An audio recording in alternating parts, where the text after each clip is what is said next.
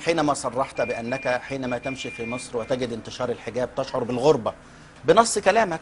خليك معايا بقى. حينما تتحدث عن بعض الأشياء حول انتشار التدين أو مظاهره، هذا في نوع من السخرية. لا يا سيدي، حينما تهاجم الإخوان هذا المسلمين نقد للباس اجتماعي وافد عن مصريين وليس من أي لباس اجتماعي. الحجاب لباس اجتماعي. اللبس ده انا لما باجي ارصد ظاهره مش بنقد ظاهره، انا ما نقدتش الحجاب. اسمعني بس، خليك معايا يا احمد بس عشان ما تقوليش الكلام. لا ما بقولكش، ما موجود على التلفزيونات. الحجاب انا رصدت ظاهره اجتماعيه وافده ايه على الظاهره مصر. دي؟ مش ظاهره وهي تغير الزي المصري. لما احنا كان عندنا الست اللي بولاق مش كانت بتحط الملايه اللفه فوقيها؟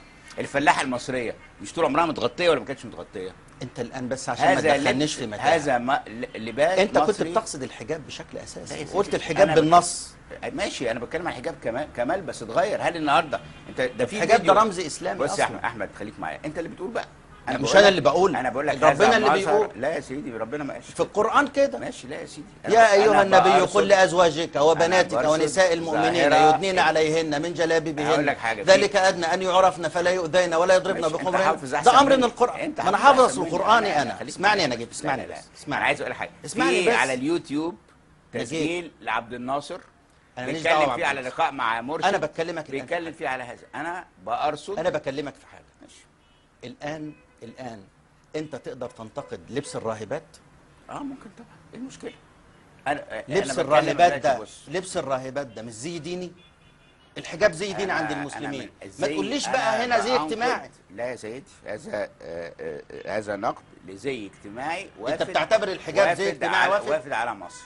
تعتبر الحجاب يا سيدي، ما انت عندك ما انا بسالك اهو، جاوبني. جاوبني. كل واحد حر. انا مش بعتبر. انا بس جاوبني. انا رصدت ظاهره. تعتبر الحجاب يعني زي اجتماعي وافد وليس زي ديني اسلامي؟ لا، ما نعرفش كان زي دين اسلامي ولا لا، انما هو زي وافد اجتماعي على مصر لم يكن موجودا لا في السبعينات ولا في الستينات. انت كده بتستفز الشعب المصري. ليه؟ وانا مش ضد الحجاب بتستفز كل مسلم. يا سيدي، اولا اديني فرصه اتكلم ولا انت هتتكلم الحديث كله؟ بص، اتفضل. كل واحد حر، كل سيده حره انها تلبس هذا الحجاب اذا رأت انها هو له مدلول ديني فهي من حقها انها تلبسه. هو له مدلول ديني، وانا كمان عندي حريه ان انا ارصد ظاهره تغير هذا المجتمع.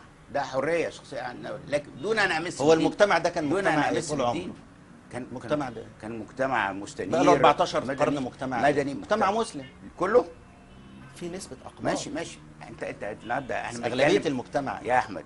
هل مظهر الشارع المصري ما اتغيرش في 30 سنه اللي فاتوا دول؟ رد على السؤال ده. طب انت بقى، انا برصد ظاهره اجتماعيه ما دخلتش في المدلول الديني. حاشا الله، انا صاحب المقوله ان اموت ولا اسيء الى الاسلام.